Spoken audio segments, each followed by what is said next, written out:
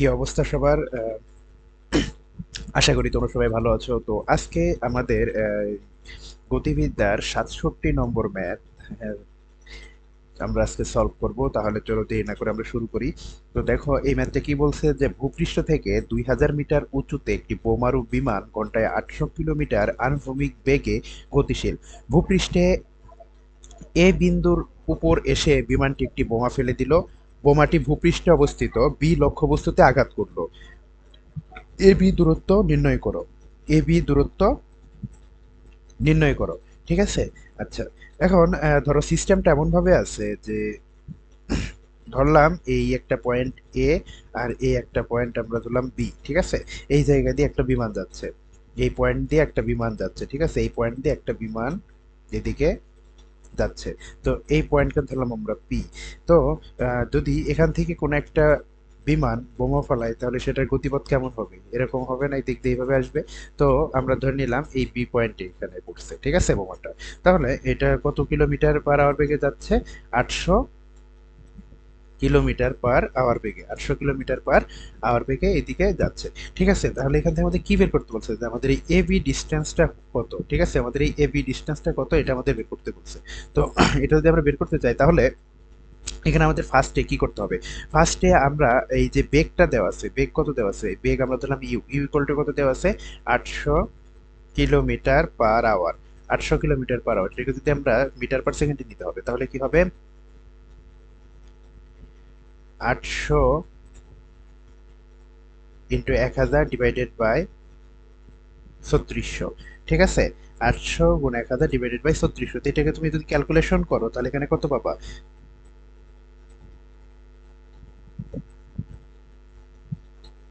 222.2 metre per second. ঠিক আছে? 222.2 metre per second এটা আমরা পাইলাম। তো এখন আমরা যদি টি এর মানটা বের করতে চাই, তো মানে এই যে বোমা, এখানে যদি বোমা থাকে, বোমাটা আসলে এই বিন্দুতে পড়তে কত সময় লাগবে সেটা যদি বের করতে চাই তাহলে টি এর মানটা আমরা কিভাবে বের করবো? Root over 2h divided by g. ঠিক আছে? এটা হলো ফর্মুলা। তাহলে এখন 2h, এইচ কত? ভূপৃষ্ঠ থেকে 2000 মিটার উচ্চতা, তার মানে এটা যদি গ্রাউন্ড হয়, এটা ধরো আমাদের গ্রাউন্ড। ঠিক আছে? এখান থেকে এটার এই টুকুর ডিস্টেন্স কত? 2000 মিটার। ঠিক আছে? 2000 মিটার। তো এখানে আমরা কি লিখবো? 2 ইন্টু 2000 ডিভাইডেড বাই 9.8। ঠিক আছে? তো এখান থেকে যদি আমরা টি এর ভ্যালু বের করি তাহলে টি এর ভ্যালু এখানে কত আসে? 20.2 সেকেন্ড। 20.2 সেকেন্ড। ঠিক আছে? 20.2 সেকেন্ড। এখন যদি এবি দূরত্ব বের করতে চাই, এবি দূরত্বকে আমরা এখানে আণবিক পাল্লা বের করতে পারি, বা এক্স দূরত্ব বের করতে পারি, বা যাই বলতে পারি, কোনো সমস্যা নাই। তো এখানে আমরা কি লিখতে পারবো, যে ইউ ইন্টু টি। তাহলে এখান থেকে আমরা ইউ এর ভ্যালু কত পাইছি? 2.2 ইন্টু টি এর মান কত পাইলাম? 20.2 সেকেন্ড। ঠিক আছে? তো এখান থেকে যদি এটা ক্যালকুলেশন করে তাহলে এখন কত আসে? তাহলে তো আমরা আর ভ্যালু পাই গেলাম। আর এগুলো পাই যাবো কত?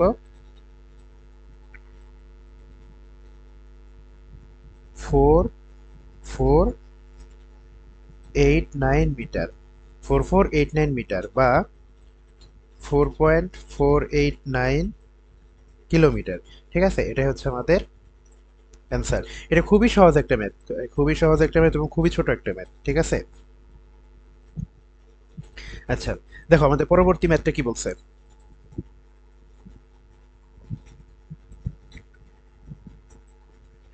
এই ম্যাথটা কি বলছে, যে একটি পাথর একটি নির্দিষ্ট উচ্চতা থেকে 5 সেকেন্ডে ভূমিতে পতিত হয়। পাথরটিকে 3 সেকেন্ড পর থামিয়ে দিয়ে আবার পড়তে দেওয়া হলো। বাকি দূরত্ব অতিক্রম করতে পাথরটি ভূমিতে পৌঁছতে কত সময় লাগবে? এটা রুয়েটের 15-16 সালের অ্যাডমিশন আসা কোয়েশ্চেন।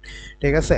আচ্ছা, তো আহ, এই ম্যাথটা করার জন্য আমরা ফার্স্টে কি করবো? আমরা কি জানি, যে H is equal to UT plus half GT square,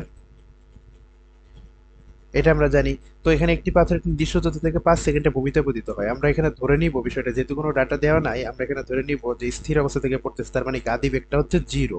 ঠিক আছে? তাহলে এখানে আমরা কি পাবো, যে হাফ ইন্টু 9.8 ইন্টু টি। টি এর মান কত দিছে? 5। তাহলে 5 স্কোয়ার, তাহলে এটাকে যদি ক্যালকুলেট করা হয় এখানে কত আসে? 122.5 মিটার। ঠিক আছে? আমরা একটা এইচ কিন্তু বের করে ফেলছি। ঠিক আছে? হিসাব আমরা বের করে ফেলছি। এখন যদি আমরা 3 সেকেন্ডের জন্য বের করি, 3 সেকেন্ড, ফর 3 সেকেন্ড, ফর 3 সেকেন্ডের জন্য যদি আমরা আবার একটা বের করি তাহলে কি হবে, হাফ জি টি1 স্কোয়ার। তো এখানে আমরা কি লিখতে পারি, হাফ ইন্টু 9.8 ইন্টু টি1 কত, 3 স্কোয়ার। তাহলে এখানে যদি ক্যালকুলেশন করা হয় তাহলে এখানে কত দাঁড়ায়, 44.1, 44.1 মিটার, 44.1 মিটার। তাহলে বাকি পথ আসলে কত থাকে, বাকি বাকি পথ কত থাকে, বাকি পথ থাকে হচ্ছে 122.5 মাইনাস 44.1 মিটার। ঠিক আছে, তাহলে এটাকে যদি ক্যালকুলেশন করো তাহলে এখানে কত আসে, 78.4, 78.4 মিটার। ঠিক আছে, এখন এই 78.4 মিটার অতিক্রম করতে বাতিল আসলে কত সময় লাগবে, তাহলে অ্যাকচুয়ালি সেই আগের ফর্মুলায় যে is equal to half GT square. তো এখানে এস ইজ ইকুয়াল টু আমরা কত লিখবো, 78.4 is equal two 4.9 into T square. তো এখান থেকে যদি আমরা টি এর ভ্যালুটা বের করি তাহলে কি হবে, রুট ওভার 78.4 ডিভাইডেড বাই 4.9। তো অ্যাকচুয়ালি এখন যদি আমরা ক্যালকুলেশন করি, আমরা যদি এখানে ক্যালকুলেশন করি তাহলে এটাকে কত দাঁড়ায়, 4 সেকেন্ড। ঠিক আছে, 4 সেকেন্ড। তাহলে তার বাকি দূরত্ব অতিক্রম করতে পাথরটির ভূমিতে পৌঁছতে সময় লাগবে 4 সেকেন্ড। এটা হচ্ছে আমাদের অ্যান্সার। তাহলে চলো আমাদের পরবর্তী ম্যাথটাতে যাই। আচ্ছা, আমাদের 69 নাম্বার ম্যাথ, সেটা বুয়েট অ্যাডমিশন টেস্টে আসছে 2015-16 সালে। অঙ্কটা খুবই ইজি, যে কোনো একটি বস্তুকে ভূপৃষ্ঠ হতে 45 মিটার/সেকেন্ড বেগে ছুড়লে এটি 200 মিটার দূরে গিয়ে পড়ে, আসলে কত কোণে ছোড়া হয়েছে এটা বের করতে বলছে।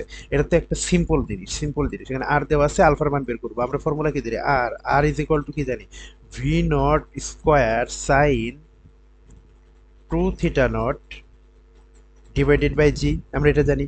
আচ্ছা, এখন এই যে এই ইকুয়েশনটাতে কি দেওয়া আছে, আর এর মান দেওয়া আছে 200, ভি নট স্কোয়ার দেওয়া আছে 45 square sine 2 theta naught divided by g, g এর মানও দেওয়া আছে 9.8, জি এর মান আমরা জানি।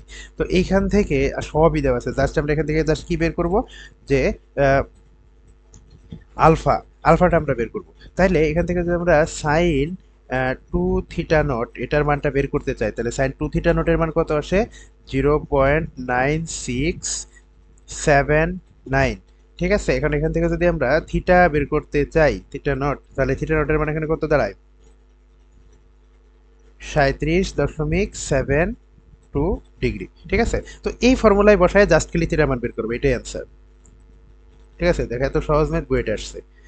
তাহলে ভাই আজকের লেকচার এই পর্যন্তই। তো পরবর্তীতে আমরা আরো নতুন নতুন ম্যাথ নিয়ে তোমাদের সামনে হাজির করব, এবং কনসেপচুয়াল কোন ম্যাথগুলো ইম্পর্টেন্ট, কোন ম্যাথগুলো ইম্পর্টেন্ট না, সেগুলো বিষয়ে আমরা পরবর্তীতে আরো বেশি আলোচনা করব। তাহলে ভাই আজকে এই পর্যন্তই, ধন্যবাদ সবাইকে।